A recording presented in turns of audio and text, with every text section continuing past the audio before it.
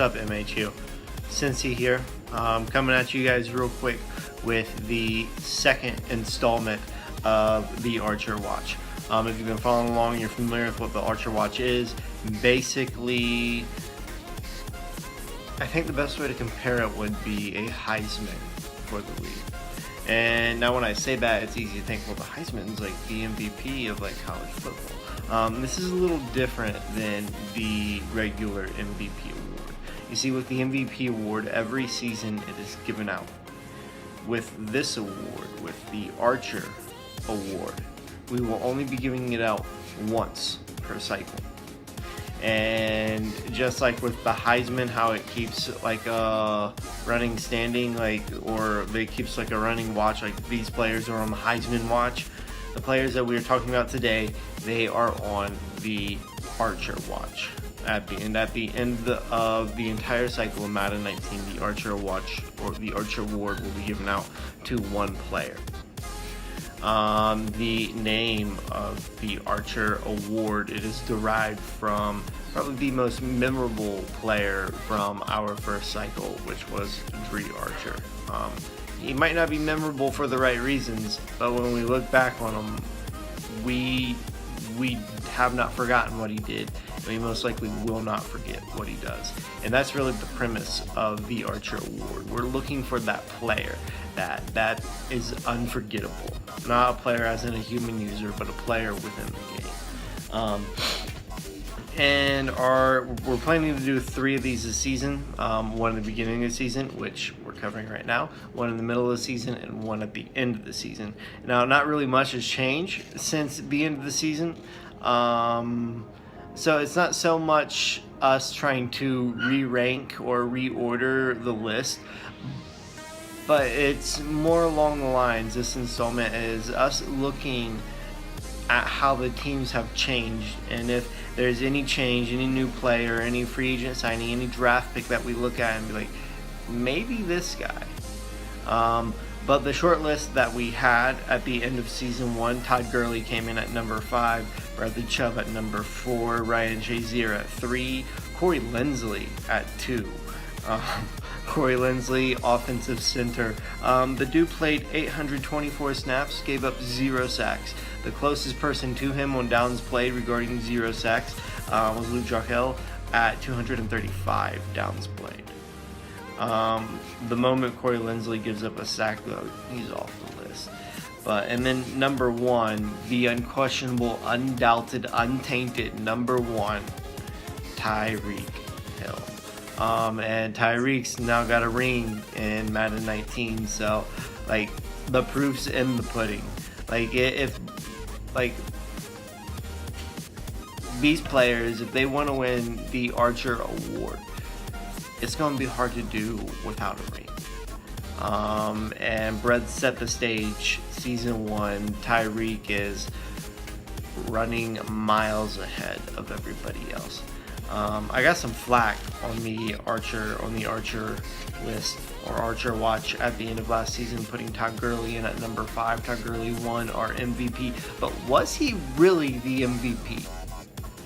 Was he really the MVP? Like, Madden gave him the MVP award, but was he the MVP?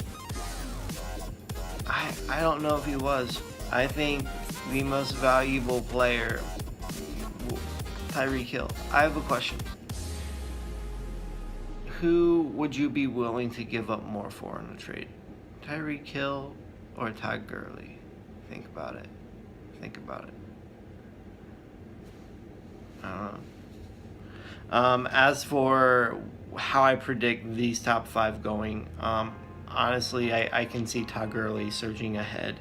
I could see Bradley Chubb, Ryan Shazier, and Corey Linsley all falling off the list. I don't know if they can maintain in season 2, but I imagine Todd Gurley will stay right up there. And I don't see Tyreek Hill coming down. So if Tyreek Hill is going to come down the list, somebody else needs to get themselves a couple bowls. There are 2 rookies, though, that when I look at everything, I think maybe these guys. And I want us to look at an offensive rookie and a defensive rookie. On the defensive side of the field, I've done like 20-year sims to kind of just get a feel for what kind of rookies I should expect within the draft classes. And something I noticed within the draft classes, it was very, very, very rare for a linebacker to have above 86 speed. And there's mainly like one or two like high-end speed linebackers. There's a linebacker in this draft class, and it pains me who he went to. He went to the Steelers. The guy's got superstar dev, 90 speed, Daniel Garcia. I believe Denim got him at number 8. Like,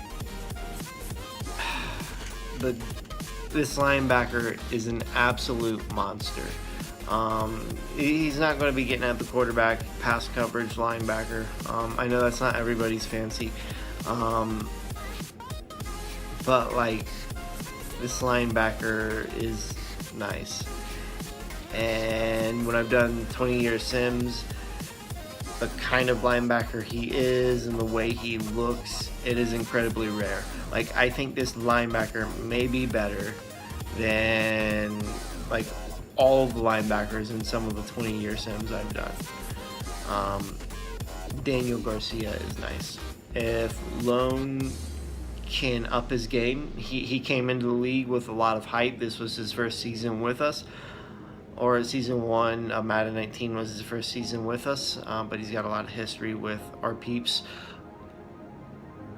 But if he can up his game and contend, Daniel Garcia could be like the next great Steelers linebacker.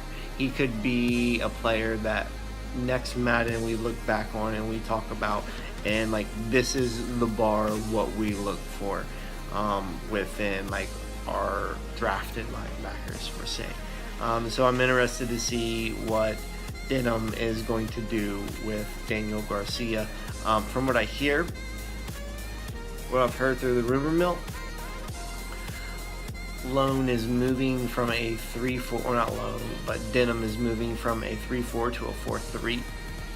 So we'll see how that works out with him. On the offensive side of the ball, though, there is a player that I'm incredibly excited about. Incredibly excited to see what he does. He's with one of the best owners in the league, one of the best users in the league.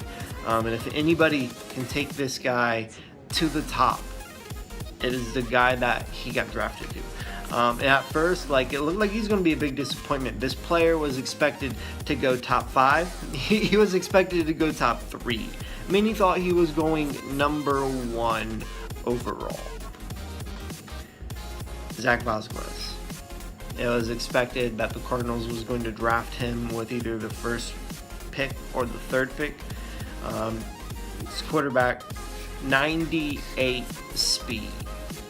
Correction, I mean 98 throw power, not speed. Sorry. Ended up falling all the way to the end of the first round, where OMG drafted him to the Buccaneers.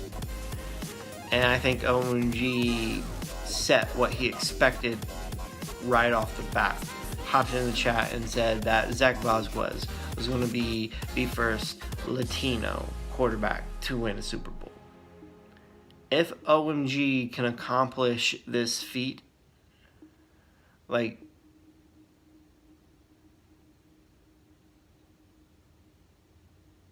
I think that story in itself is the story that wins. Like, I look at Tyreek Hill sitting at the top of the Archer watch. It is going to be incredibly hard to unseat him. And like, what made Dre Archer so like memorable for the league? It was the story.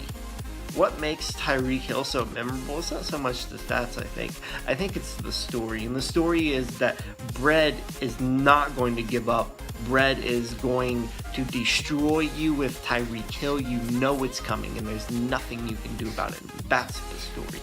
With Zach Vasquez, the story is the first Latino to win the Super Bowl. And how can any story compete with that story? Good luck to everybody in Season 2. I'll hop back at you guys mid-season with an update on the Archer Watch.